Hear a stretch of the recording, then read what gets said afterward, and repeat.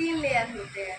पहला होता है क्रस्ट, और उसके नीचे का लेयर होता है मेंटल, उसके अंदर का लेयर होता है कोर। तो सबसे ऊपर का लेयर जो है उसमें तो वेजिटेशंस मिले होते हैं, जैसे उसी के नाते वेजिटेशन के नाते वहाँ पे प्लांट्स और या फिर हम लोग जीवित हैं। और लेकिन उसके अंदर का जो कोर है वो थोड़ा सा गर्म है, वो होता है मेंटल, उसमें कुछ पिघले चीज़ें होते हैं।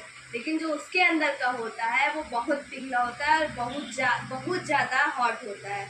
अब देखो, कोर में मतलब कोई भी चीज़ वहाँ पे सॉलिड नहीं है, वहाँ हर एक चीज़ लिक्विड है। मतलब कि जैसे कि वहाँ पे गरम लावा जिसे कहते हैं, जैसे वॉल्केनो जब एक्सटेंट होता है तो उसमें से जो लावा निकलता है वो कोर से ही निकलता है। बहुत ज़्यादा हॉट होता है, बहुत ज़्यादा हॉट होता है।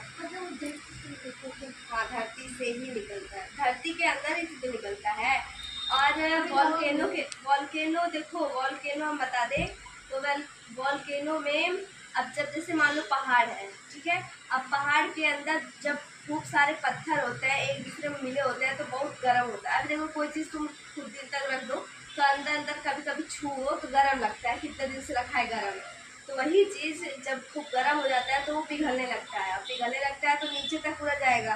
अब पिघल के वॉल्केनो का एक ऊपर का टॉप होता है, और ऊपर जब खूब गर्म हो जाएगा तो एक समय ऐसा आएगा और वो ऊपर से वॉल्केनो फट जाता है, तो फिर लावा निकलते हैं। उसको साइंटिस्ट चेक करते हैं कि ये किस कारण से निकला है, कहाँ से निकला है, क्यों निकला है, सब बताता है उसमें। और वॉल्केनो तीन तरह के होते हैं, एक्टिव वॉल्केनो, डोरमेंट वॉल्केनो और एक्सटिंक्ट वॉल्केनो। एक एक्टिव वॉल्केनो होता है जो ज़्यादा से ज़्यादा फूटा करता है, और जो डोरमेंट वॉल्केनो होता है वो ज़्यादा से ज़्यादा 100 साल पे 150 साल पे इतने पे एक्सटेंट होता है। और जो एक्सटेंट वॉल्केनो होता है वो लाखों साल लग जाता है उसको फूटने में, बहुत ज़्यादा, मतलब कि उसमें हीट बहुत ज़्यादा चाहिए होता है।